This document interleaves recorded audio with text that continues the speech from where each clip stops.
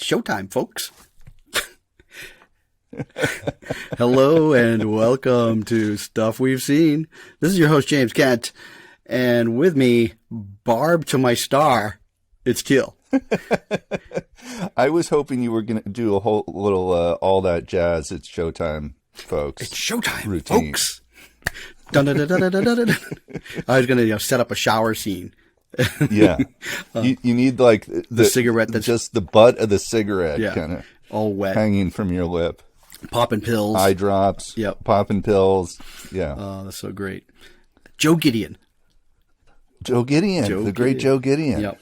Yeah. Man, I love that movie. It's great. And it's funny, I haven't watched it in a while, but I have it on Criterion Blu-ray, and it was on Criterion Channel for a while. Yeah. And, I guess it's one of those things where I don't have any new converts in the family that I can get to watch it. And I've seen it so many times. I've seen it so many times. I've seen it in the theater several times. Several times in the theater? Yes. I've only seen it once in the theater.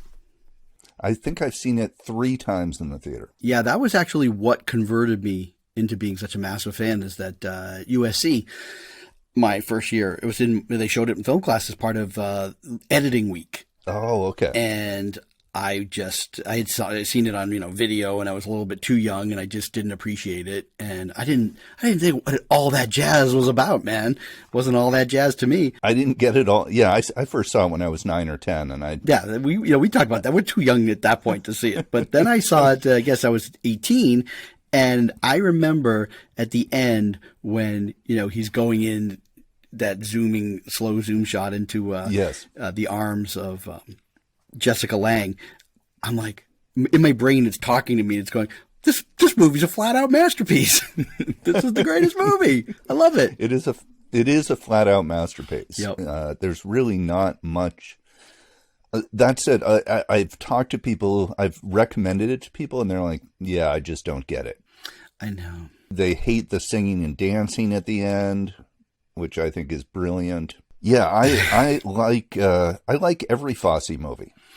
I like every Fosse movie too, though I will admit that I've maybe only seen parts of Sweet Charity, and and I want to catch that the next time it becomes available somewhere, but it's just not an easy find. Not an easy find. Yeah, I haven't seen that in years.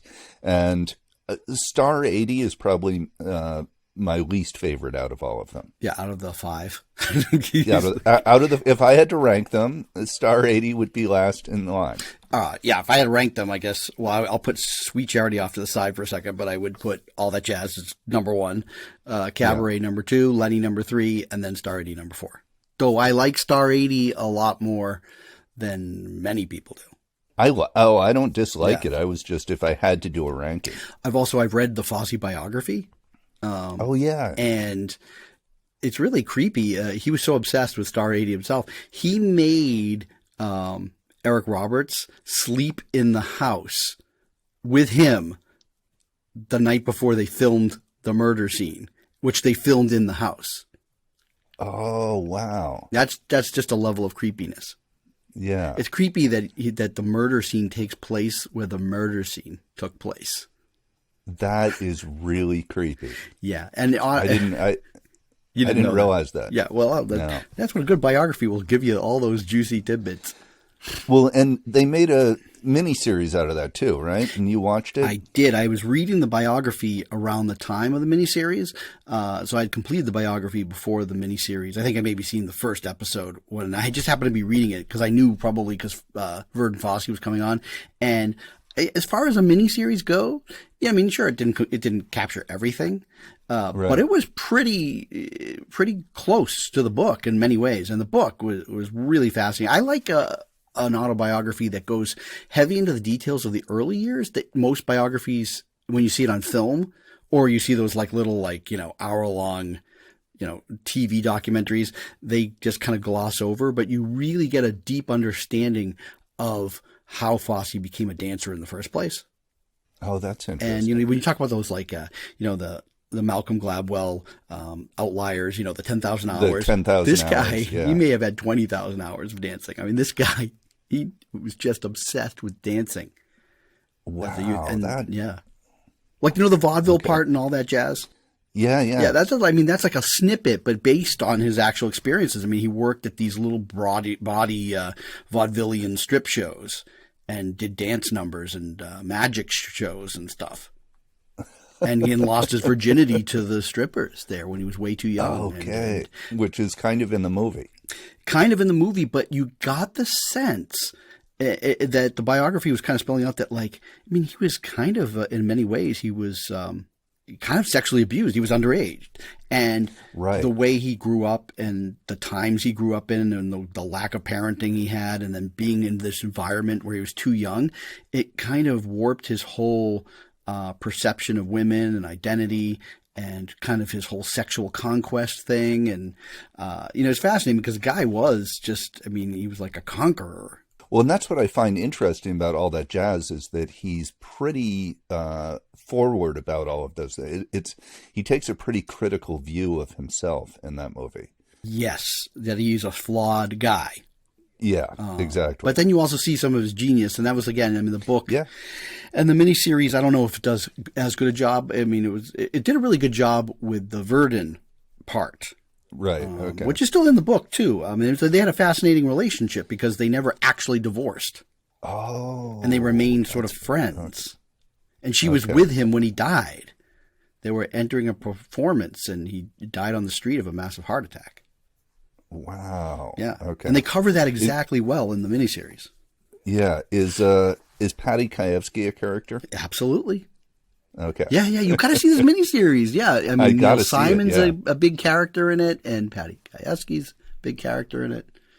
So you really got to, yeah, because Neil Simon and him were really good friends too, and the wives were. And then Neil Simon's first wife got cancer and died. Oh. Yeah. Okay.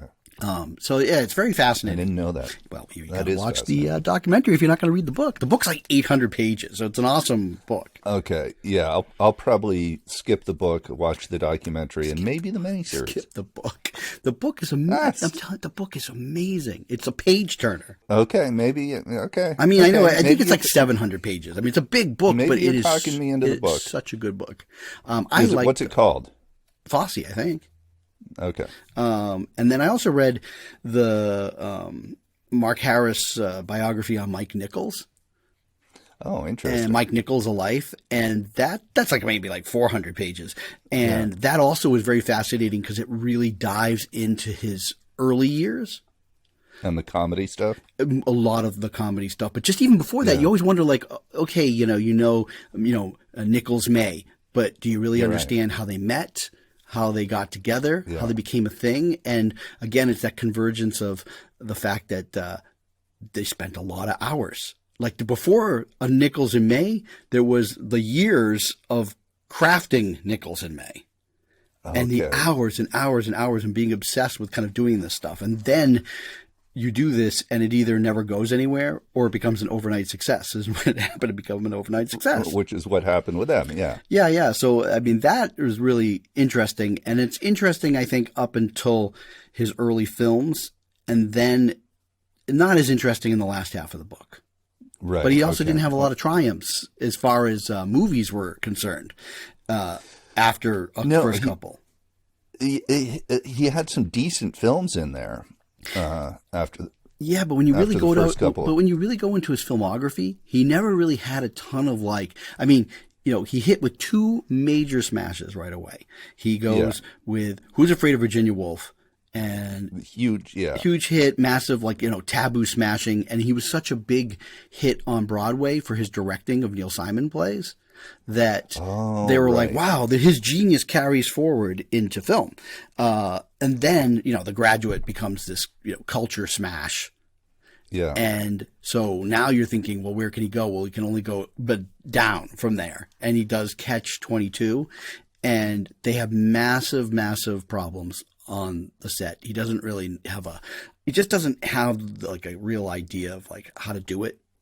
And it's starting to fall apart, and they have like tons and tons of extras, and he's almost treating it like it's like a real location with like a real squadron of, servicemen. And then, he finally, after getting nowhere, they're like, you got to think about this as the book. A lot of it's metaphorical. You don't need an entire cast. you can focus in.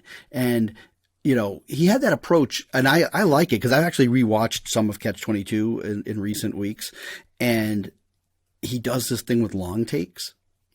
Yes. That I think is really cool because they're so well directed within the scene that you forget you're watching just one shot. So he really understood from all his years in theater how to make a camera work and actors and be able to actually do not just like one like signature like long take scene.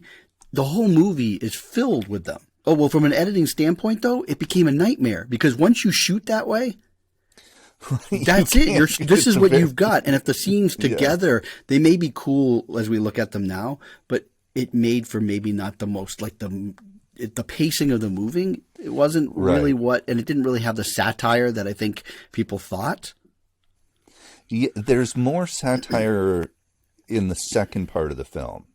Yeah, but they spent like a year cutting or more because they couldn't figure out how to cut this thing into something workable. I really like the film. I mean, I know it doesn't have the greatest reputation, but I think it's got a newer reputation, though. I think it took like 30, 40 years, but people look at it as like a really good movie now. Okay. But, well, and I'll get to it. It's funny because none of this was stuff we were planning on talking about today. I swear to God. But this is all because you said it's showtime. I know. See, you're good at like totally throwing me off whatever game because I make something stupid comment at the beginning.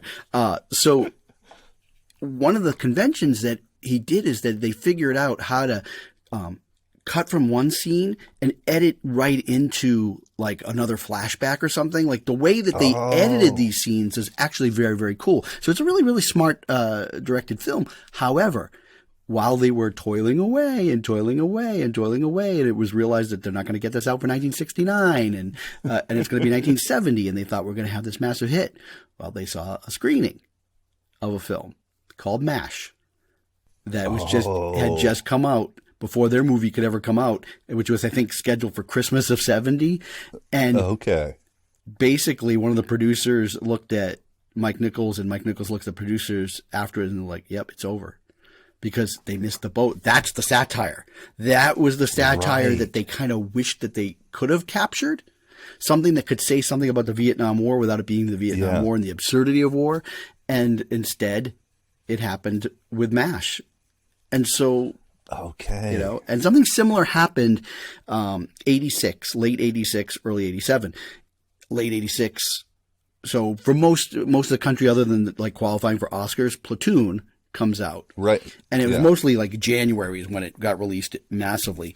So January of 87 became, I mean, you remember, huge. It was, everything was a discussion about like, this is the movie that really. It was on the cover of every magazine. I remember I went and saw it with my father in Boston because I had to see it. I kept begging him, right? And it was only an exclusive engagement at this theater on like Boylston Street, the Paris, I think it was, or something. And it was sold out.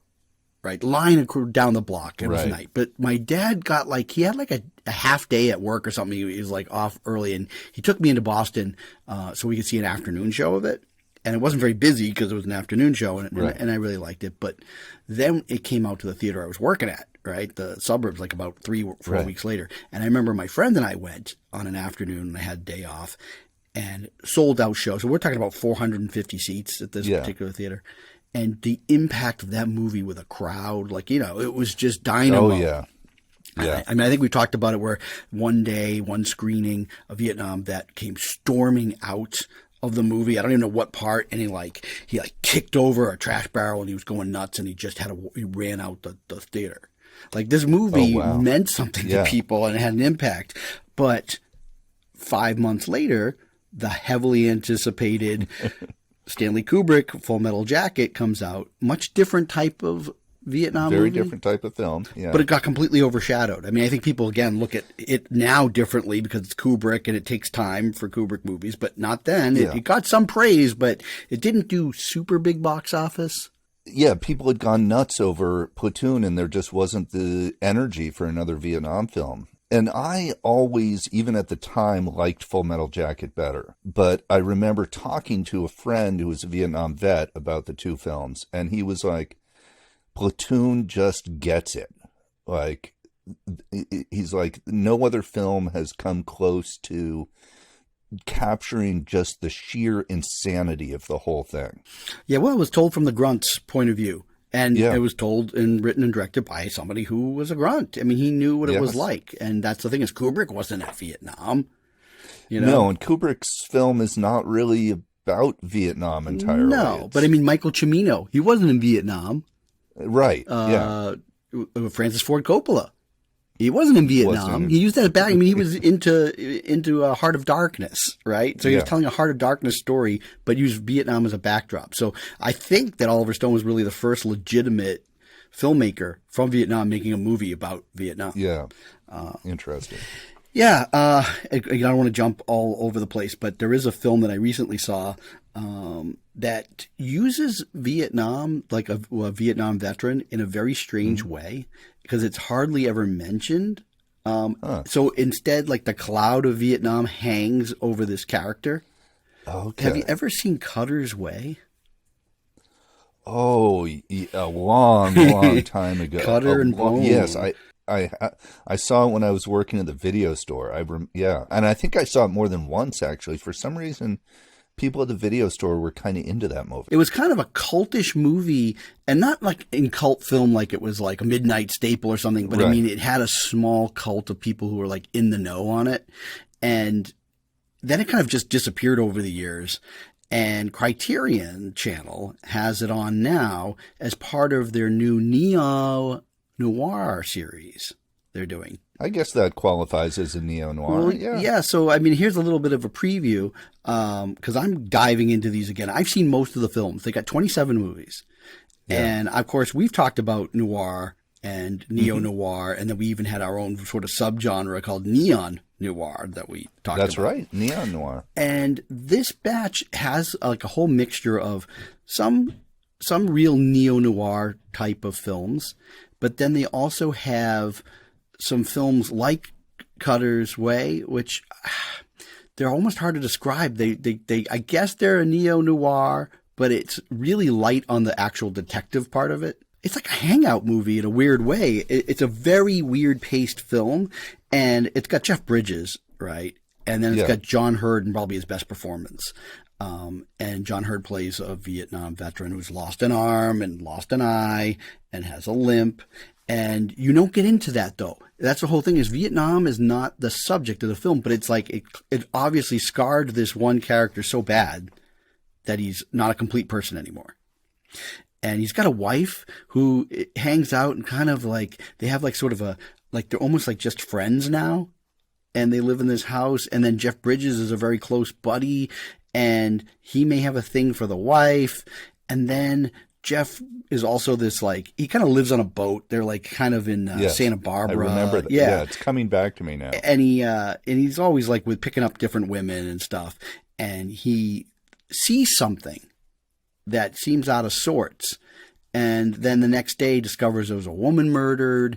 And it potentially he saw the richest guy in town potentially dumping the body. And though he's not sure exactly what he's seen, but his friend is convinced. And then it's weird is that the person who was murdered, her sister, comes on the scene and starts hanging out with all of them.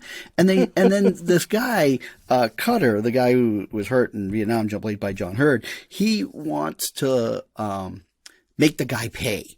He's convinced, though Jeff Bridges doesn't want to have anything to do with this. He's kind of like, I'm not sure, man. Right. But meanwhile, Cutter's going full on conspiracy theory, and he's got it all worked out in his head and is convinced that the richest guy in town murdered this woman. So they're gonna blackmail him. Right. And then, of course, that's the thing to do. Don't go to the police. Well, no, the police already were trying, and Jeff Bridges wouldn't go because I think it was this idea that when you're so rich and powerful, I think this is where the neo-noir part comes in. Whenever you're dealing with the rich and powerful, they're going to get away with murder kind of thing. Absolutely. Yes. And this guy is like beyond. In noir, yes. He's like a 1%er, this guy. He's such a big guy that you only see him kind of like in a distance. He's always wearing like these like super dark sunglasses and it's like you can't get to this guy. Getting to him is also going to be hard. Right. I don't want to spoil all of the stuff, but Who directed this? this guy, what was his name? Ivan Passer. Yeah, he did a few things. It's kind of a weird. He died just last year. Oh, Yeah, let's see. What did he do that was looking at anything that anybody would know? nothing Weird. I know. This movie in 1971 called Born to Win. Yeah. So, I mean, this movie also was a bomb. As a matter of fact, the studio was trying to dump it, but then some critics picked up on it. It kind of floated around in art theaters for a long time. Oh, interesting. Which I think is what led to its little bit of a cult. But this collection that the Criterion Channel is offering up has some weird films that kind of skirt on neo-noir. Huh. They don't, to me, aren't full-on neo-noir. Like, for instance, an Alan Rudolph movie, Trouble in Mind. That's neo-noir. I guess so, but yet the crime aspect of it is pretty thin. Because, again, these movies seem to be more interested in hangouts than they are in actual the crimes. Right. Maybe that's part of neo-noir to a degree, like... that they're less procedural oriented. Yeah, like Long Goodbye is also in this mix. Yeah, Long Goodbye is totally neo-noir. And I agree with. I agree with that. Yeah. Brick is in there. I actually want to rewatch Brick. I think that's actually I haven't seen that in a very long time. Yeah, that's a good neo-noir. I mean, I feel like that's a real classic neo-noir. And they've got a whole bunch of other ones. I mean, I watched one that, I'm sorry, it's not a neo-noir in my book, and it's called Cotton Comes to Harlem. Have not seen it. Yeah, it's a blaxploitation film, but I think it's way more a blaxploitation movie than it is actually noir. But it's in there, and it's interesting when Criterion forces you, if you decide to take on these challenges, right, to like look at all of these. And I think if you watch a good chunk of them, if you didn't understand what neo-noir was before, you'll have a better idea afterwards. Yeah. Yeah, I watched with my son. We watched Body Heat, which I hadn't seen in like many years. I haven't seen that in years. Yeah, that is very neo noir. Yes, that is extremely neo noir. Yeah, yeah, that's back when Lawrence Kasdan could actually make a movie. Well, he doesn't make them anymore. Well, I know, and there's a good reason for that. Yeah, what was the last one he made? Welcome to Mooseport, or I don't know what it was. It was one of those. Yeah, it was something like that. Yeah, or something, Jersey State, or something like that. I don't know. I didn't see it. Yeah. I didn't see it. Whatever it was. Whatever it was, I didn't see it. I think he started failing. I saw that movie, I Love You to Death. I thought that was terrible. Yes. That was like a... Grand Canyon, I liked at the time, though I know a lot of people hated that, but I haven't seen it. A lot of people really hated it. Yeah, well, I never saw Grand Canyon. I think Grand Canyon was the... what was that? The movie that won over Brokeback Mountain Crash. Yeah, it was the Crash of its time. It tried to deal with like social politics in LA, and it didn't do a great job of it. You just recently watched another one of his movies, though, right? Lawrence Kasdan? The Big Chill. The Big Chill. Yes. Yeah, I had to get back to watching the whole thing. And I was saying, I don't know if this is like another genre that we need to dive into, but like, or a subject for a show, as I was saying, what are like, to me, 20 absolute perfect minutes of a movie for a start. And to me, the first 20 minutes of Big Chill is amazing. Okay. It is amazing from a script standpoint, and it's amazing from a direction standpoint, an editing standpoint, because you have a huge cast of characters. Yeah. And the challenge for many filmmakers today is how do you introduce all of these characters in a non-confusing way that it makes sense, you give everybody enough nuggets, and then draw people into this film. And right at the beginning of this movie, you start off on such a strong note because you've got Kevin Kline is giving his son a bath, a little kid, and they're singing a song right from that I remember as a kid, which is like Jeremiah was a bullfrog. Oh yeah. And so it kind of clues you in that these were songs that were important to him when he was maybe like a younger or whatever. It actually plays a role in the movie later, but. Then the phone rings, and again, it's like, pretty innocuous. You don't know what the hell's going on. And Glenn Close answers. So now she realizes a relationship between him and Glenn Close because she's there. It must be, their parents of this little boy. And then she picks up the phone, and then she's like shocked. And she kind of just almost like drops the phone, and she looks over at Kevin Kline. And then immediately you cut into heard it through the grapevine. But that's where you then, I mean, think about the song, I heard it through the grapevine. So now you have this intercut between all the characters that are going to be in the movie, kind of either, kind of getting word, or they've just heard, and you're seeing the reaction, or they're now getting prepared because they're going to have to go to this funeral, because in between you see someone's body being prepared. Yes. You don't quite know all the things until you see like there was a wrist slash, but it's edited in such a way that without all these dialogue scenes, you get a complete picture in your head of what has happened. And then you lead up into them all kind of gathering together and friends. You're also introduced to Tom Berenger's character, who is some kind of TV show celebrity who's a friend of theirs, but they do that in a very quick little clever way. You get Jeff Goldblum. He's a writer for like Rolling Stone or something, and you get a quick introduction of who he is. You understand that another person's like a lawyer, but you get all of this information very fast, all through the way that the story is told. In these first 20 minutes, you go into this funeral. You get to see a dynamic at play there. And then you get into Joe Beth Williams has to play the person who's died, who you never see. And it's great because Lawrence Kasdan actually shot a flashback scene with Kevin Costner, who plays the guy. Yes. And he cut that out. And I think it's the smartest thing ever, because you are left, when you watch all the conversations about this guy, you have to wonder who he is. And if you show him, it takes the mystery away. Exactly. Because then maybe he doesn't live up to the expectations. And that's a lot of it is these people don't live up to their own expectations of what they were back in college. And that was this guy. He didn't quite make himself, and all these other people made something that they think has succeeded. So that's something that they probably really found in editing. Perhaps, because when Joe Beth Williams then plays his favorite song, "You Can't Always Get What You Want," which again also has connotation, which is beautifully done, and has connotations. When you see, this is the dynamic of filmmaking that I get, it'd be very excited when it goes from her playing the organ to then the Rolling Stone song itself. Yes. There's a way that they've edited that show them carrying the casket and putting it into the back of the limousine, and everything is timed, and the lights of all the cars going on. It creates such a mood and an atmosphere that now after these 20 minutes, which is where I stopped, it's like actually about 21 minutes, you are ready for the rest of this film. Yeah, so what's interesting is, as you're describing, I haven't seen the film in 25 years, probably, maybe 30. But as you're describing it, I can picture shots. It's really vivid. My memory of it is very vivid, and I can picture what each of the characters looks like. And so something about this movie sticks. Yeah. Now, I don't know if the rest of the movie holds up to the first 20 minutes. It gets talky, and, again, it's kind of fun now because these are people all in like their mid-30s.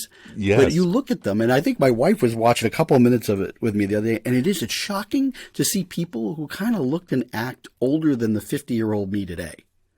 Right. Because back then, you were in your 30s, man. You were like, that was it. You were...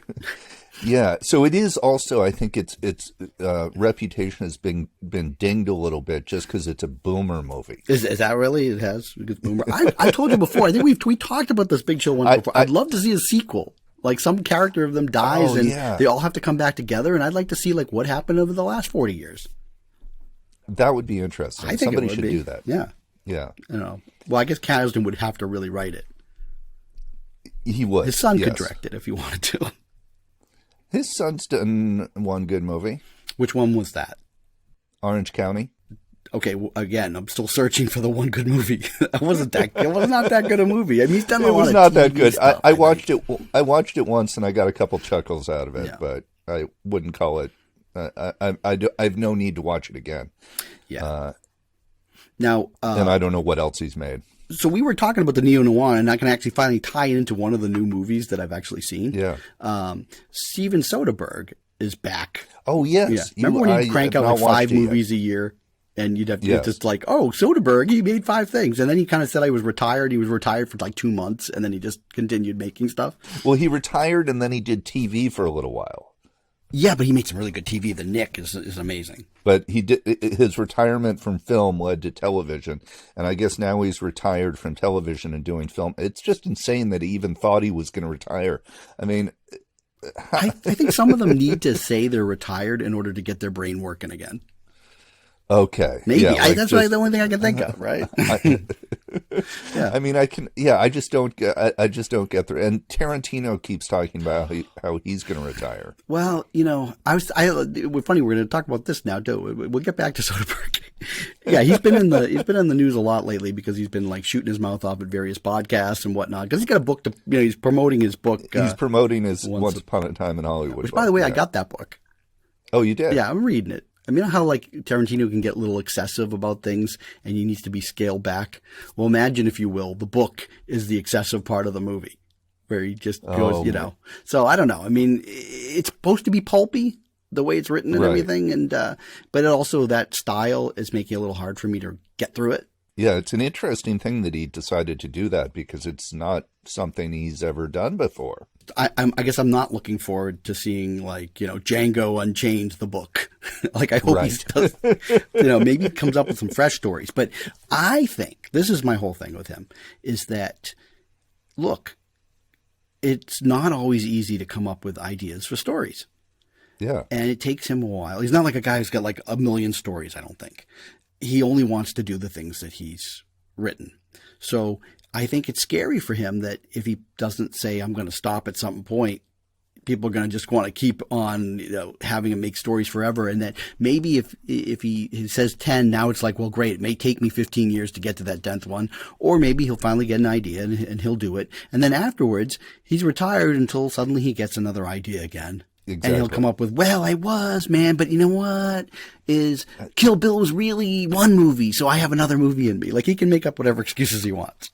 But he's, well, yeah, but really it comes down to if he has another movie in him, and yeah, maybe not. He probably does, but he's also said like, I don't want to be an old man making old man movies. Well, he said that again. He says that he's got like the evidence that really proves that by and large most filmmakers after a certain age, after 60 or whatever, that they go way downhill, and yeah. And that if they had just stopped with their last best movie instead of continuing, and he said some of these directors don't have another good movie after that. And he says that's a shame. And, the thing is, though, right, Scorsese is the exception to that rule. He's made some amazing movies in the last, 15, 20 years. And had some ups and downs earlier in his career, too.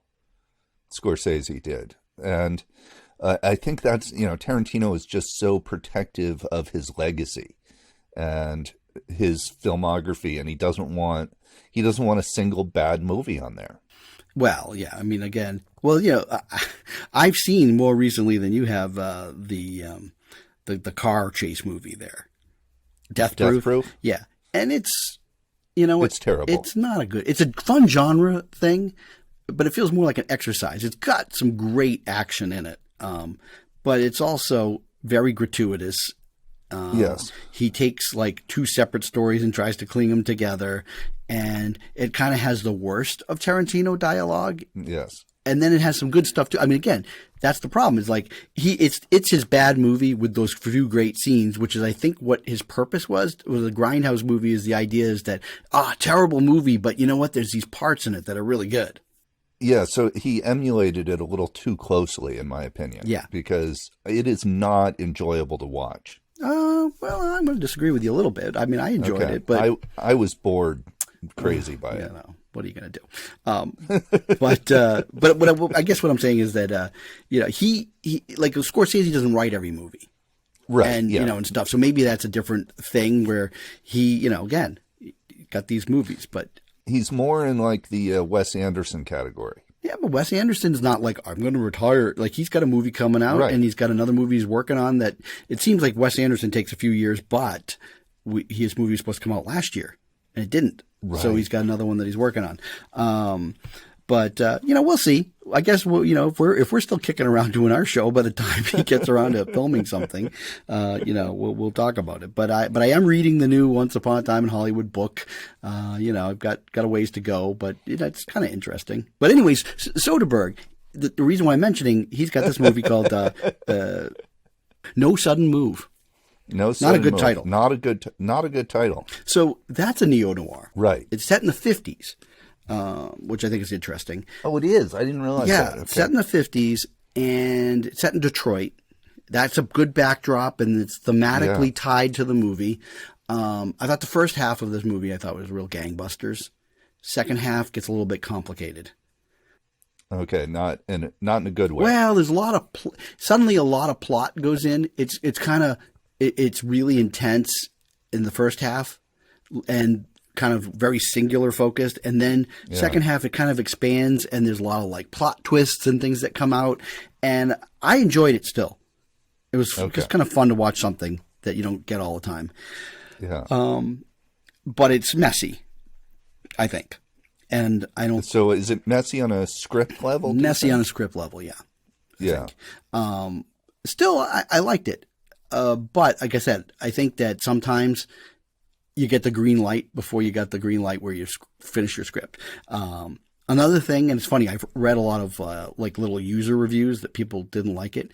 I mean, today's film watchers, they're very uneducated. Yeah, and there's a big issue with them attaching to like a single logic problem in the movie and tossing the whole thing out because of it. Or they don't like a convention that someone's using, and they equate it to somehow bad, like it's like amateurish cinematography or something.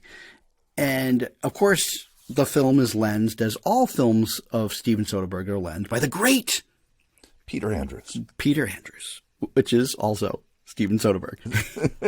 He shoots his own films. He edits them too. I think he has an editing title too, for some other name. And what he chooses to do in this film, the entire film is shot with a wide-angle semi-fish lens. It's not a fish like complete circle, right? But it's probably, I'm trying to think of like it's wide enough to get some distortion around the edges. Not just a little distortion, like a lot of distortion. So when you're looking straight on at the characters, so it's shot like 2.35, right? Right. And when you're looking straight on at the people, it's a nice wide frame. But as soon as you go, but you look at the edges and everything's distorted a little bit, and there's a lot of panning. So that panning creates these weird distortions. Interesting. And that's reminds me of Yorgos Lanthimos. Yorgos Lanthimos does a completely different thing. First of all, it's shot on film with film lenses. This is digital. Well, yeah, but just in terms of the wide angle, he does like that wide angle lens, particularly in like Killing of a Sacred Deer. Yes, but if you watch the two movies, you'll see that I would think that Soderbergh's lens is wider. Okay. Oh, it's wider. It's wider because it's really distorted with the turns, and it's bothering people because, oh my God, he dares to do something different than the 1,000 other people. Right. When everybody else shoots a movie in the 50s, you get that ridiculous thing where the cars just look too shiny and everything has this certain patina to it, and the lighting and everything looks like, it's the way that they film films today for 50s. Right. But for whatever the reason, and he continues it, like the thing is, when you're going to do this kind of cinematography, you can't cut away. You can't suddenly like do some shots the other way. No, the entire movie is you've got to commit to it. He commits to it. But to me, it creates an interesting effect where this 50s film feels a little bit more lived in, a little bit more dirty, not as sharp, not as crisp. And I think that's very interesting to see a film set in the 50s that looks like this now, and not the way the movies have been lately when you shoot a period film. Like if you watch the last season of Fargo, which I've never gotten through the whole thing, that's also set in the 50s. And it just looks like a movie or a TV show that's shot today, really nicely shot, but it's a period piece. It's a period piece, and it has all the period piece trappings where it's a little bit like the high tourism, low tourism thing. There's like high period piece and low period piece. And it seems like Soderbergh is doing low period piece. Yeah. I think it's successful in that regard. I think the style is interesting to me, and it fits neatly in this neo-noir genre that I've been diving into, and I've been kind of going because I'm kind of doing a deeper dive. I don't know. For the audience there, this could be your last time for several weeks. Yeah, oh yeah, this is my last time for several weeks. You're getting ready to move, and you're moving, several states away, and so you got to pack up, and you're just physically not going to have the stuff. So exactly, I'm not going to have my setup set up. Yeah, so I have some other guests on tap. that I'm working on, and I think Bill from Queens is going to come in, and I think we're gonna dive deeper into this neo noir. So as part of that, I've been kind of not just going into the Criterion what they're giving me, but like I watched Angel Heart again. My son, he watched it with me, and he made a very interesting observation. Again, I think it's fascinating when you have the younger generation. Yeah. But he's getting into his filmography. He saw not too long ago Shutter Island.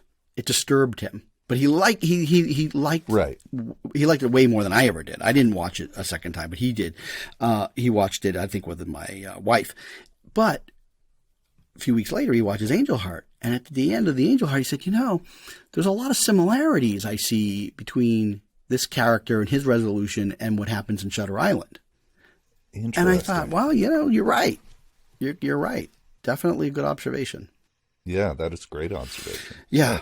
So anyways, again, when I dive into this neo-noir, hopefully in a few weeks with Bill, we'll be talking about things like Cutter's Way and whatever else I get in. I mean, my goal is to try to see any of the films on that list that I've never seen before.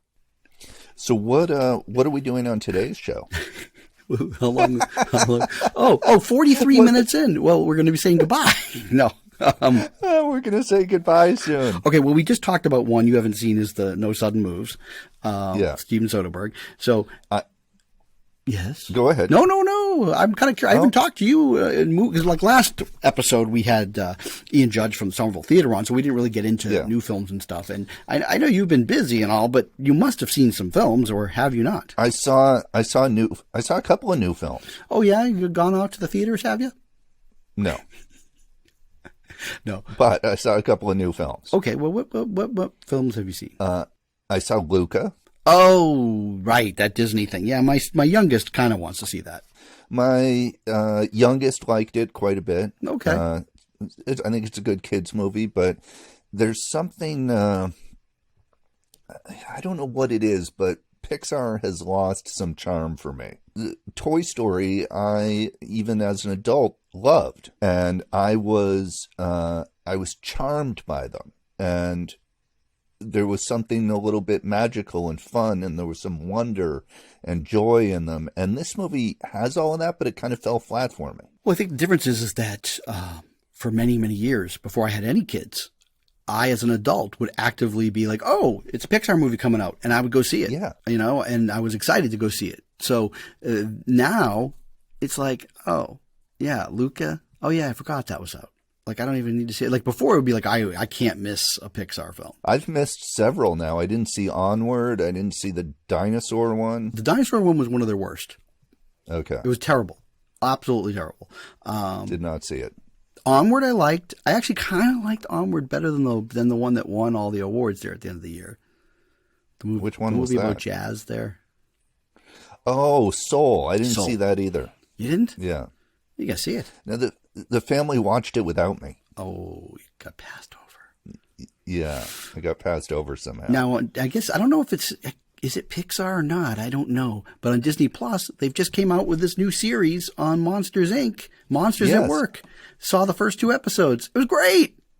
Okay, yeah, I want to check that out. It's got new characters, but it also has some of the old characters, and it's just totally awesome.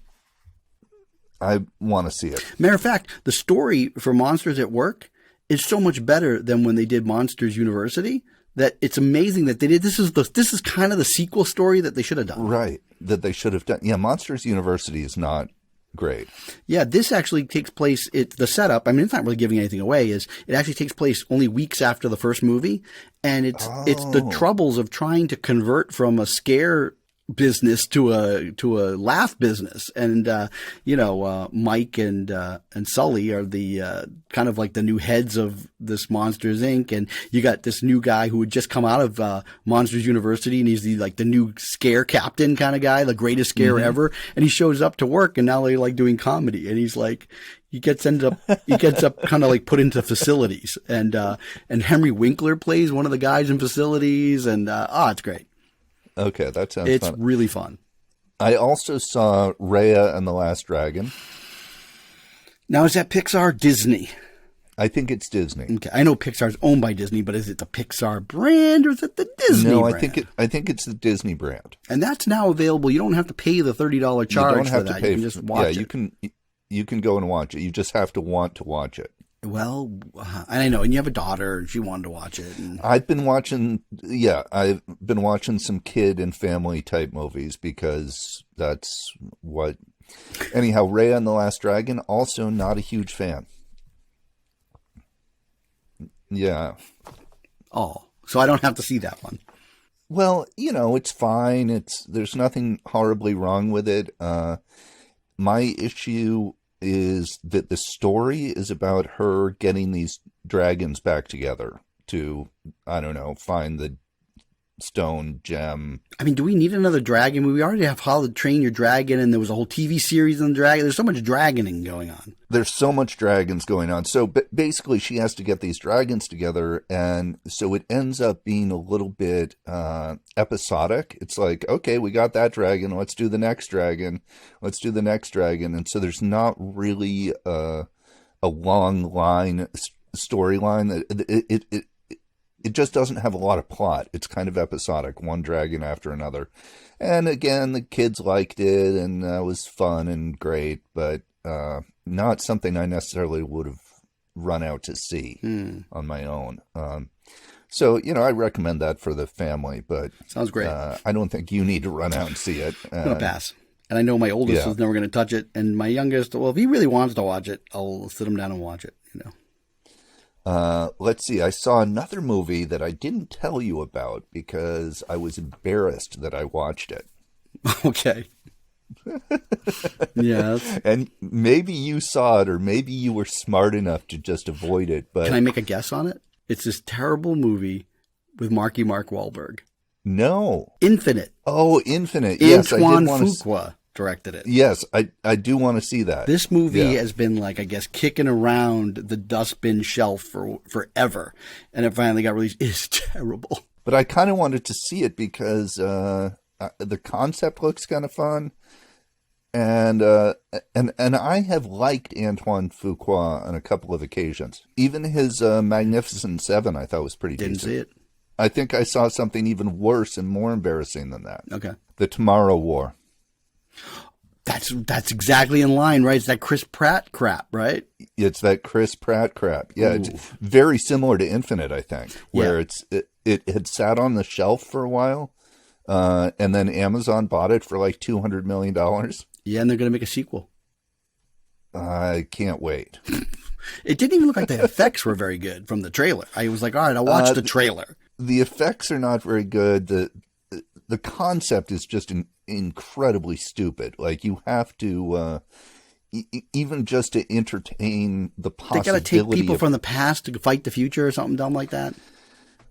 It's even dumber than that. But, I mean, trying to wrap your head around the logic in the movie is a fool's errand. You have to check your brain at the door when you go into this. But what's interesting about it is that the movie is kind of corny and sentimental at times. Okay. And tries to this whole father-daughter relationship thing. Because he goes into the future, and then his daughter is a grown-up, and they bond. And but what's amazing about it is that these scenes, these father-daughter scenes, they're supposed to be kind of emotional and gripping, and Chris Pratt just can't do it. He just has that goofy Chris Pratt. He's fine at the action scene stuff. He's fine at the goofy one-liners and stuff. He's fine at being silly, but if he's required to do anything with real emotion, he just can't do it. And this movie, I mean, even in the context of it, it's not a serious drama. But even then, the pulpy scenes that required some sincere emotion, he can't pull it off. And I mean, the movie fails on so many levels. The ending of this movie, I'm going to give it away. Oh, I could care less. I'm never going to see this. Yeah, you're never going to see it. So they have to go to the future and fight the aliens, right? I kind of wish you had seen this because it's just so bad at the end. And Well, it's another thing too. They show the aliens in the trailer, and it's another one of those like CGI monsters with a bunch of teeth. yes, of course, they of all that. look the same. These have fur, I guess that makes them a little different. But yeah, they're just typical CGI monsters. And so he goes into the future to fight them, and then so they come back to the present. And he finds like a claw from one of the creatures. Okay. And they analyze it, and it has some volcanic dust on it. So they're like, well, what are we going to do? We need an expert on volcanoes. So they go back to his grade school class, and there's a kid who's obsessed with volcanoes who solves this for them. Wait, they go back in time to the grade school class? They're all no. They just go to they're already back in time, but okay. they go to one of his students who's like 12. Okay. Rather than a volcanic expert. Right. They go to this kid who's a volcano expert. Now, I guess society is kind of breaking down and stuff, so I don't know. But anyhow, they go to a volcano expert, and they're like, wow, it came from Siberia. Let's go to Siberia. And so they go to Siberia and wander around some glaciers and end up finding the original alien ship. And they blow it up, and so then the war doesn't actually happen. Uh-huh. Oh, I thought it was going to be like a twist where like they actually set off the events because of doing this. That's what I was thinking too, but no, they didn't set off the events. They just I was thinking the whole time that his daughter was responsible for the creatures. But there's a sequel coming, so I don't know what happens. I don't know. They blew up all the creatures, so I don't know how. But this movie was so dumb that it doesn't matter what they do for the sequel. They're just going to have like Chris Pratt shooting some aliens, I guess. That sounds pretty bad. Yeah. So don't watch that movie. Okay. Now, is that it?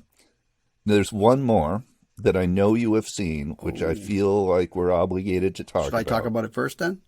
Should I mention the fact that I went to the movies? You went to the theater to see it. Yeah. I recently, last week, Friday, I guess, I took my boys. We went an hour and 40 minutes away to Saratoga Springs, New York, and we went to the movie theater. And because we had to go such a distance, I timed it so that we could see two movies.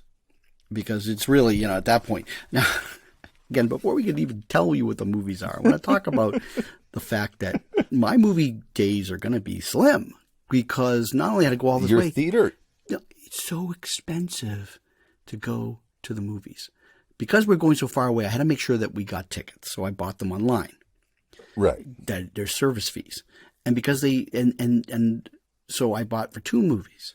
And the first one was going to be in their super like deluxe, awesome, mega screen theater, which of course they charge more for. And even though I'm in the daytime, so I'm paying daytime prices, ha ha ha. So I'm essentially 6 admissions, 3 for the first movie and 3 for the second, me and my 2 sons. Yeah. With the fees, both films, and again, one was more in a deluxe, so it was a couple dollars more, but the entire bill was like $73 or $4. For 2 movies, and then you still have to drive. The driving, and then, we had to get something in between because the kids. Sure. So we were parched, right? So I got a medium drink. My oldest got a medium drink. My youngest got a small drink. And they each got a bag of Swedish fish. And that was $85. It was $25. But so basically, I'm in for $100 for 2 movies. Yeah. And mind you, these were not. You don't even really want to see. No, but it was just the idea that we could get back into the theater. They were bored. It's been a really cold, wet summer. So they haven't even been able to go in the pool very much. And, it's like, let's just do it. We haven't been to the theater. We figured out that the littlest one, the last time he saw a film in the theater was the last Star Wars movie. Okay. Yeah, that makes sense. And the last film my oldest saw, he and I went opening night to see 1917. That was it. So that was it. So that was December 2019? Well, that was for the Star Wars movie, but then 1917 didn't come out till January here. Oh, okay. So we went and saw that in January. That was it. So, it was like kind of like, let's just make a whole day of it, whatever the cost. It's like, just deal with it. But, the second movie wasn't in their big deluxe theater, and the screen wasn't that great. It had sort of like this weird, like kind of shiny gloss on the screen. So when the lights hit it, it's probably for brightness or something. It kind of just doesn't look like a real movie screen. It was annoying. Wow. I got to critique the experience, right? When I'm paying this much money. Yes, absolutely. So the two films we saw is the first, and it was in the big super deluxe theater, was the new Marvel entry Black Widow. And then the second was F9, which I think after this movie, they're going to switch to letters, and the next one's going to be called FU. Because this movie was like a big middle finger to anybody who paid money to see it, because it's clearly they have no ideas left. And it was really bad. And the only thing that was fun about the movie is that my oldest sat in the middle, and he and I looked over each other maybe about 100 times during the film. Like, can you believe this crap? And any time that they did anything that was so stupid, we just looked over each other and said, they're doing it for family. Because that's been the big meme. That's been the big memes going around. We said, and then even my littlest was getting in there. We'd all go, doing it for family. Were there other people in the theater? There was, for that movie, which was the second film, and it's been out for a few weeks, there was maybe about 5 other people. Okay. Black Widow. So you didn't get that big crowd response that you usually get with those but this Fast was, and Furious. But I've, here, full disclosure, this is the first Fast and the Furious movie I've seen in the theater since the very first one. I have not seen any of them in the theater. So this is the first one. Since the very first one, when it was just one movie, I've seen most of them on some form of cable or I actually binged several of them a few years ago. I was like, I'm going to do franchise binges, and I actually gave up on that one. I didn't, and so I'm not sure what the last one I saw was. There's this scene where I love this scene because it's so incredibly stupid. Where Vin Diesel, they're on a bridge. Who's the actress? Is it Michelle Rodriguez? Probably. She's in it. She's in it. So it's the two of them, and they're like going opposite ways on this bridge, and like her car is gonna, I don't know, they're gonna go off the cliff or something. Anyhow, he like crashes his car in such a way that launches him into the air, and he grabs her out of the air, and they land safely. And it was just such an insanely stupid stunt. Not even a stunt. It's just, there's no stunts going on there. It's just CGI. That is part of the staple and appeal of these movies, the fact that the things that happen in there is just so ridiculous that could never happen. Like it totally defies physics. But this one, I really feel like the story, like, we were like just saying to each other, I don't know. I mean, I had to bag on the last one because I thought it was so terrible. So some of the plot is like left over from characters and things from that one. And I can't remember these, like, it just, at some point you're just like, I don't even know. It's weird going into a movie that you're like, I don't know any of these people. What are they doing? None of it makes sense. It doesn't seem to matter. It doesn't seem to matter to them. How are they getting from place to place? Like there's some hidden stockpile of cash. And then there are like these gadgets and things that like, who's building them? And they go after MacGuffins that like make MacGuffins laugh. Like there's like always some kind of data and plan to take over the world. And there's some kind of geodesic dome that like is in 2 halves. And that when snapped together, it suddenly, when it's, dealing with a satellite in outer space, it's going to give somebody complete control over something. Right? That's what they're going after. And then when the 2 halves are grabbed, and then it only works with the secret key, was the DNA of somebody that like tied into a franchise from several films ago. They got her. So, no, that means that when it all uploads to the link up in the satellite in space, we're all doomed. So you know what? There's only one way to stop them. We've got to get a car, have a rocket on it, and fly it out into outer space and stop the satellite. And so... Wait, are you... I'm totally serious. They actually put a car into space. Well, not just any car, a Pontiac Fiero with the super rockets attached, which is set up earlier in the movie with these 2 guys that somehow don't know Vin Diesel, but Vin Diesel knows them, is doing test runs with a Pontiac Fiero and these rockets, which, by the way, are not successful, but somehow that's okay. We're sure it'll be successful to fly into outer space. And so Tyrese and Ludacris are these 2 characters, and they're like the Rosencrantz and Guildenstern of the Fast and Furious universe, where they kind of comment on how stupid and ridiculous. And at some point in this film, they realize, or one of them, Tyrese, who's always coming up with, he's all like conspiracy and big picture thinking, and the other guy is all science and numbers, you see, but together they make a great, perfect combination. And he figures out that, don't you see, we go through all these insane adventures and nothing happens to us. We never get injured, and yet we should be pulverized. So he actually comments on the fact that somehow there's like a magical thing happening where no matter what happens, they cannot be injured. He even points out, he's like, look, I got these bullet holes all over my jacket, but I am not injured. How is that possible? I don't know. So they're just making fun of it. So he theorizes they can be okay going, even though they probably should be killed instantly in this rocket car, that they're going to be okay because somehow nothing can harm them.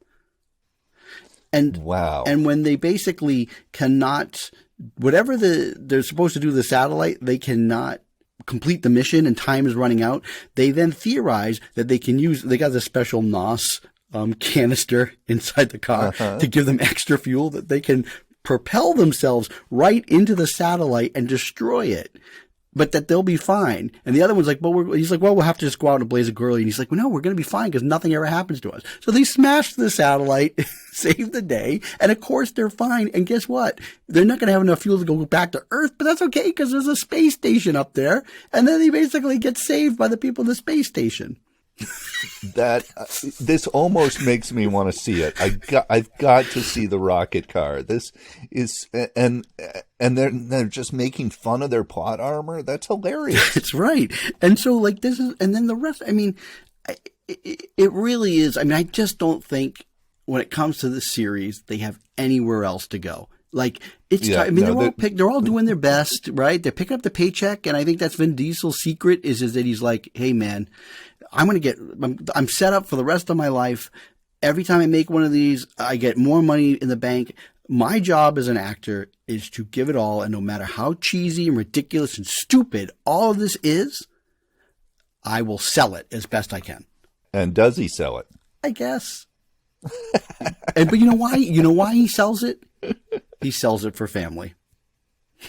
Okay. I think that's all we need. That concludes our discussion of F9. It is the worst. So that was the second movie, right? And then first we had to go through Black Widow, right? Now, on the one hand, it's great. I think Marvel is a great, I guess, franchise for people to get back in the theater to like go, oh man, you know, because before the pandemic, there were Marvel movies. Then the pandemic happened, there weren't Marvel movies. And now there's Marvel movies, just as, you know, pandemic still raging in other areas because for some ungodly reason, and maybe it's because of Tyrese thinking that nothing can harm us. It's that same thinking that people are like, Delta variant ain't coming for me. I don't need no vaccine. I'll be fine. I'm proud that I'm not getting that vaccine. Logically, that's like a worse plot hole than anything in F9, right? Really people, but you know. So, anyways, those people are out there watching movies mixed in with people who got vaccinated. It's a real scary combination. And yet, I went to the theater. It was not super packed, but it was, you know, there was a lot of people there for Black Widow, and you know. I saw, I guess, now I'm very used to what second tier Marvel phase 2 is. Phase 2 is B movie Marvel. Second phase. This is phase 4. You're going down phase 4. So you saw this film, but you did the old $30 premium buy. We paid $30 to watch it on Disney. And you have a big screen thing, so you got to see it projected, right? We got a big screen. Know? We got surround sound. And part of it is that my youngest decided she wanted to see it. Okay. And she gets pretty freaked out. She gets scared of live action movies. Okay. Which is why we watched the Luca and Raya and the Last Dragon. So we thought, okay, well, if we take her to the theater, she's probably going to get freaked out and want to leave the theater. So if we watch it at home, it's fine if she freaks out and wants to go in the other room. It's not right. You can't, I mean, these days, it's like, you know, it costs enough to go to these theaters. You're not walking out of a film. You don't want to deal with it. Exactly. Okay. And the $30 is about what it would have cost us to go to the theater. Yes, it cost me more than $30 to see it in the screen, you know? So, and as you know, I've been with my eldest on a Marvel binge. And maybe this will be more helpful because me not being on a Marvel binge in a long time, now I've seen everything, mind you, okay? Yeah. And I'm watching the Loki, all right? But I'm watching the Loki too. But like the biggest problem I have with the Black Widow, this is a movie that needed a 5-minute refresher course as to where the timeline for this movie sat in, because it was very confusing to me. So after the first few minutes, my youngest did get freaked out and leave the room. She did. Yeah. Okay. She comes back 20 minutes later and says, "What's going on? What's happening in the movie?" And you're like, "Oh dear, I don't know." And I said, "Honestly, I can't tell you. I don't understand what's going on. I can't recount this for you at all, because," and so for the first half hour of the movie, I was like, "Who? What? How? Who's the villain?" I just couldn't, and so maybe that's so. I don't think the 5-minute refresher would have helped. I've watched all those movies recently, and it was still totally confusing to me. I think from what I've heard, it takes place right after Captain America: Civil War. Yes, that's exactly. Yeah, my daughter figured that out pretty quickly. I was thinking that it was like before the Civil War. See, because I haven't seen Civil War in a long time, so I couldn't remember what Black Widow was up to. So that, again, it's like weird that they even doing these films, and now they're giving her a one-off, but yet she's still dead because she died in the last one. And they should have done this several movies ago. Yeah, and it feels so. I went into this movie prepared to say, pretty good. I liked it. I enjoyed it, because I don't want to be a Marvel party pooper. So after it's over, I ended up just watching it with my oldest. Everyone else skipped out. And so, she said, "What did you think?" And I said, "Oh, it was pretty fun. I enjoyed it. Kind of like the positive shrug." Yeah. And you didn't want to change her experience. I didn't want to taint. If she enjoyed it, I wanted to let her have that experience. Yep. And she said, "I don't know. I've got mixed feelings about it." And she goes, "I have very mixed feelings about it. In fact, that is not the Black Widow movie I wanted. And here's what's wrong with it." And she went on this huge list and then she was like, "Here's how they should have done it. And here's what here's how so she really, she didn't, I haven't talked to her more about it. We just watched it last night, but she really did not like it, and for a lot of different reasons, and felt like it was a real disservice to the character. And she had really wanted some specific things out of Black Widow movie, and she feels like the character was underwritten and given short shrift in the original Marvel movies, and that this didn't deepen, or it just was not the Black Widow movie she wanted. It didn't give her what she thought the character deserved. Well, yeah, because it was weird. It's called Black Widow, but it really doesn't feel like it's about her. Well, and that was my daughter's point, is that she's the less interesting character. You know what it's about? It's about family. It is about family. It's about family. But the Florence Pugh character is more interesting and better developed. Well, don't you see? That's the thing. This is the cynical me. It felt like the producers there, Kevin Feige or whatever, because he'd already told Scarlett Johansson that, when it came to the last Avengers movie, you're not going to make it, right? So they were already writing these people out because, again, salaries and money, and they're like, these people there, and they're aging and stuff. So they're doing what the producers were. It's like, how do we get in a younger Scarlett Johansson? Well, let's introduce the world to Florence Pugh and make her character pretty awesome, and us go, I'd see more of her, so that we can then now continue with her in our second tier Marvel experience. And that's kind of what their plan is. And I'm assuming you stayed through the credits for the little scene. Which only makes sense if you've watched Falcon and the Winter Soldier. I've heard that her character, not Florence Pugh's, but I've heard that the villainous character is introduced in that. So, because again, I was like, here's another big problem, right? Again, when we talk about second tier, let's face it, the whole story that takes place in Black Widow, it feels like it feels like this extra stuff that Tarantino's put in the Once Upon a Time in Hollywood. It's interesting, it's there, but I wasn't craving this story. I could care less. It doesn't have any of the stuff, I guess, that people like in Marvel movies with the supernatural stuff. Right. Well, it also the villain was not a good villain, because all of the awful things he's done took place before the movie started. So we don't hate him. We're just, it gets to him at the end, and I'm like, who's this guy? It was a pretty terrible villain. Yeah. Well, I felt like this was coasting too. It was kind of like, yeah, we know people need something in Marvel, and this is what we have for you. Mind you, they thought this was come out last May, so it was sort of just filling the bill until they could get other things going.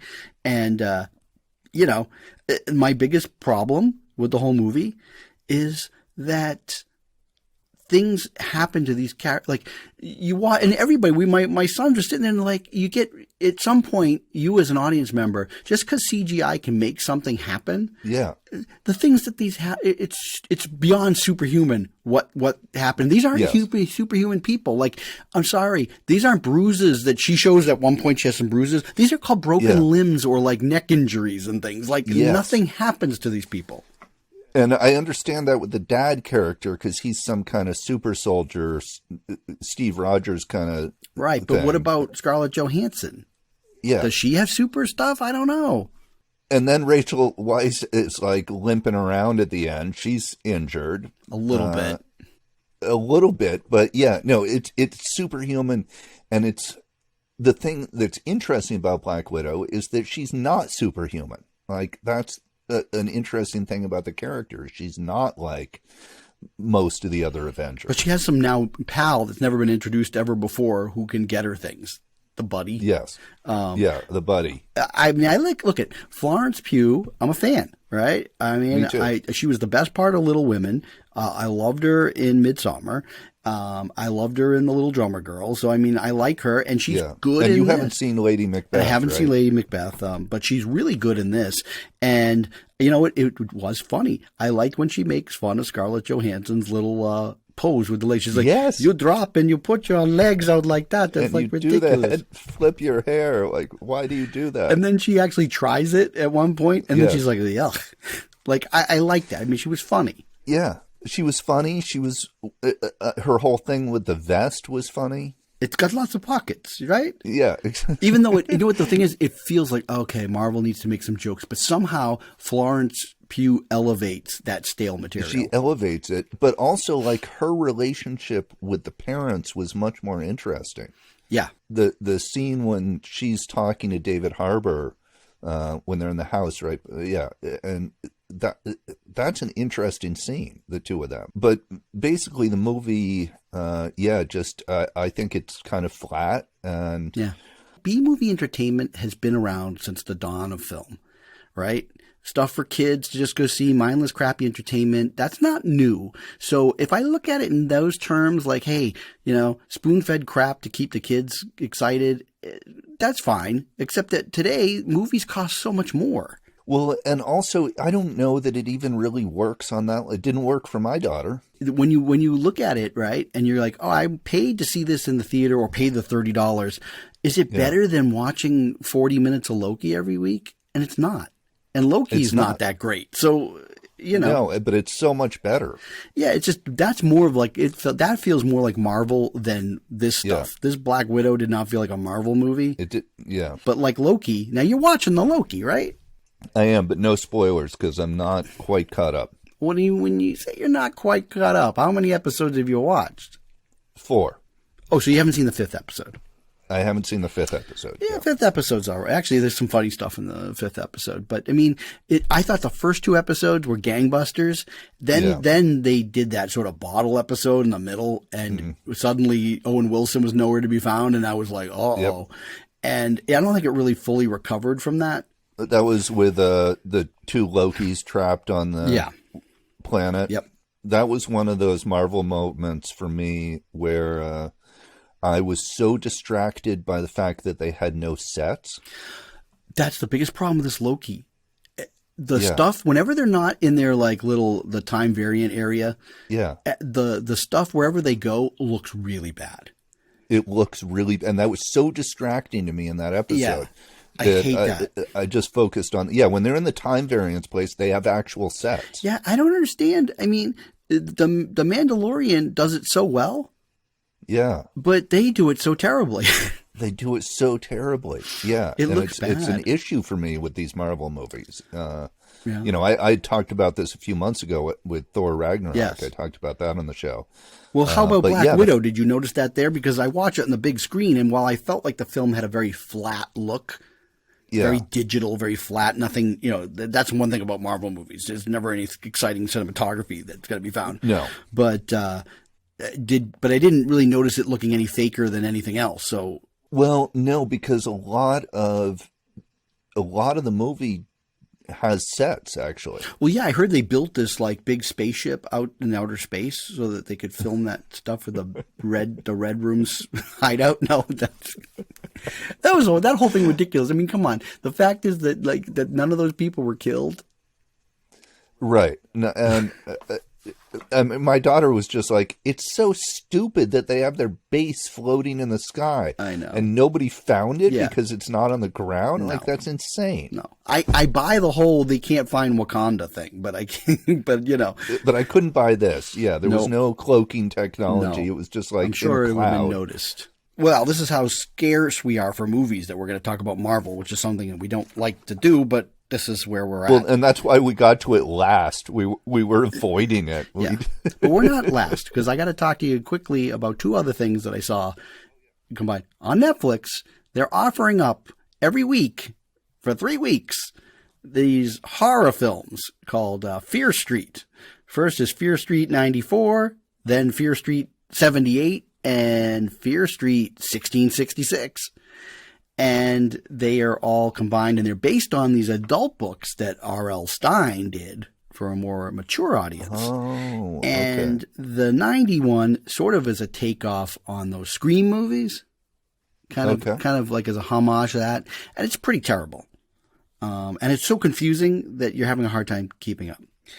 The 78 one takes place at a summer camp where they've already told you a big massacre takes place in 1978. Right. And it's all they're all tied into this one story about this potential witch and a curse and whatever. And there's 2 towns. There's Sunnyvale and Shadowville or whatever. I don't know. And right. Who cares? And the second one is a little bit better.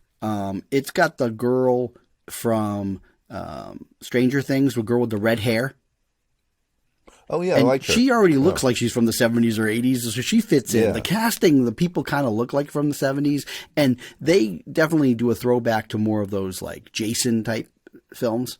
Right. The Yeah. problem is that just because you have the CGI technology to make things like bloodier and gorier, and this thing goes full tilt, it's almost too much. Like there's no charm in like Tom Savini special effects. It's all like take an axe and chop someone's face and make it all explode like with CGI stuff. And it's like, I don't know. It's just too much.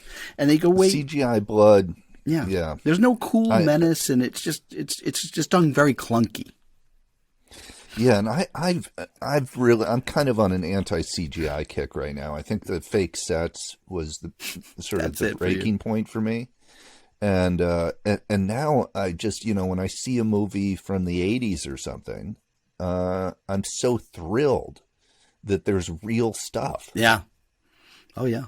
Yeah. And that's another thing watching these 2 movies in the theater made me realize I'm like, it's so far away. Like all the good like dramas and stuff, it's more and more you're not going to see them in the theater. It's just going to be on your own. And it's too bad because there is something very intimate, even though you're with more people, in seeing a film on the big screen in a theater. Like I love that feeling.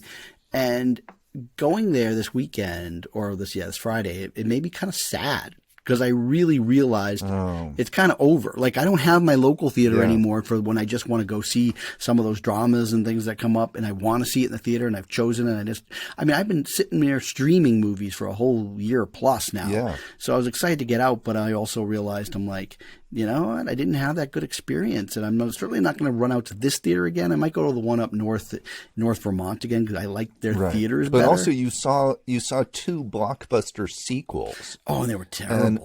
And they were terrible, but that's kind of the future of the theatrical business is blockbuster sequels. Yeah, and I mean, to pay $100 for that crap, I mean, it is really like, and so, I don't know. I think Disney, they've taken short-term gains, and the future is going to be bad when you start to destroy that community experience. So Black Widow made $87 million in the theaters this weekend. And another $60 million on Disney Plus. Right. So they say, So that's pretty big. I mean, if the pandemic hadn't happened, you certainly could have conceived a thing where their opening weekend for Black Widow could have been $150 million easy. could have equaled that. But then they would have also opened it in China. This is the problem. Their censors in China approved Black Widow, but they never released it. And they usually release these films in China first because of all of the piracy. So the problem is, while they still haven't created a release date for Black Widow in China, the movie came out on Disney Plus, which made it very easy for 4K copies to exist, and now it's already pirated all over the China. So their stupid, hey, let's put it on early 30 is really effing them, because they're going to lose potentially $200 or $300 million in China. That is fascinating. I don't understand why you would do that. I don't know why you wouldn't have released it first over there.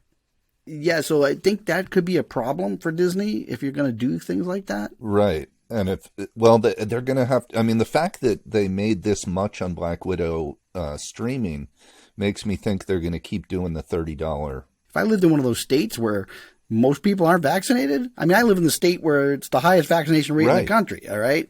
But if I was going to go to one of these other states where people don't seem to care about getting a vaccine, I might not be ready to jump into the theater. I might be just waiting. Yeah. And so that's going to be a problem with, theaters. So I guess that's what Disney's justified, but I don't think that when we actually are talking about the pandemic really way behind us and maybe another year or so, I think Disney's going to continue with this model. I don't think they're going to stop. I think so too.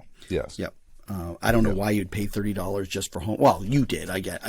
But if theaters were ready or available, I don't. We really debated, and what it really came down to is that we knew that my youngest was not going to be able to take the whole movie. Yeah, and for me, again, I just would never pay $30 to see something at home. But like my little list, if we're watching it and at home, he's going to talk through it.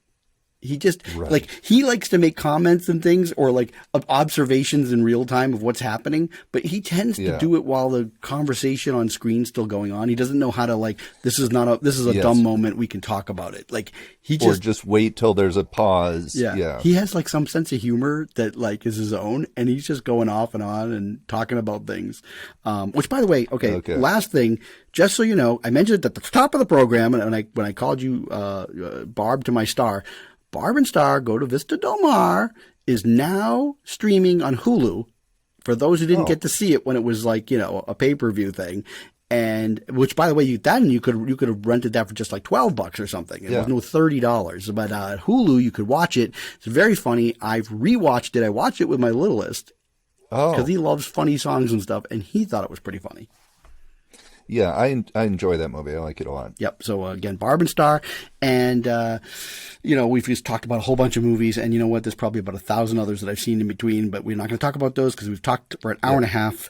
I know, but that's okay because I have to get my fill of you because this is going to be the last we see. Because I'm going to be gone for a little while. Yeah, and when we say gone for a while, there's a chance. There's a chance we could tape next week. We don't know. There's a chance, but in any event, I'm going to be less than usual over the next 6 weeks. Wow, 6 weeks. The way I know you, and I know you're going to take you 5 months to get set up over there, and you'll be like, oh, I guess I can tape now. So I don't know. I'm only going to have so many guests that can fill spots for you. So hopefully we'll still have a show for you people, but I can't guarantee it. Okay. Well, and, if we take a few weeks off here and there, this is apparently not a bad movie season to do that in since everything sucks. Yeah, I actually, I'm not going to see it in the theater, but I did see a trailer for that M. Night Shyamalan film, Old. Oh, yeah. And I'm intrigued. I am intrigued, too. All right, so I want to see that. I want to see the new Suicide Squad. I kind of would like to see that in the theater, but it's going to be on HBO for free. Yep. So, and I want to see it. It's going to be on Amazon beginning of August. I am absolutely going to see that Val Kilmer documentary. It looks amazing. Oh, I totally want to see that. Oh, it looks so good. So it looks amazing. Yeah, so there's going to be some stuff to watch, and I will watch it. And then one of my favorite shows is coming back on in a couple weeks is season 2 of Jason Sudeikis there when he's the soccer coach on Apple TV. I haven't seen that show, but I hear it's good. You know what? It's the only show. Is it Ted Lasso? Ted Lasso. It lifts your spirits, man. Yeah, it is really a feel-good show. And you know what? We need feel-good shows we do. These days because not a lot to feel great about, but we're going to hang in there. All right. Happy trails to you, sir. Yes. All right. And It's showtime, folks. It's showtime, folks. StuffWeSeen.com, and we got this YouTube. It'll be on our site, and feedback at StuffWeSeen.com, and then the Instagram, and then there's the Twitter. We're all over the place. You can't miss us. Yeah. Somehow a lot of people have missed us, but, you know. Tell your friends who have missed us That's that right. they shouldn't miss us. They shouldn't. It's good quality programming here. Lots of laughs. Look at that. Humor. Yeah, I'm laughing. All right. We got lots of laughs. Signing Okay. off there, buddy. All right. Bye-bye. Bye.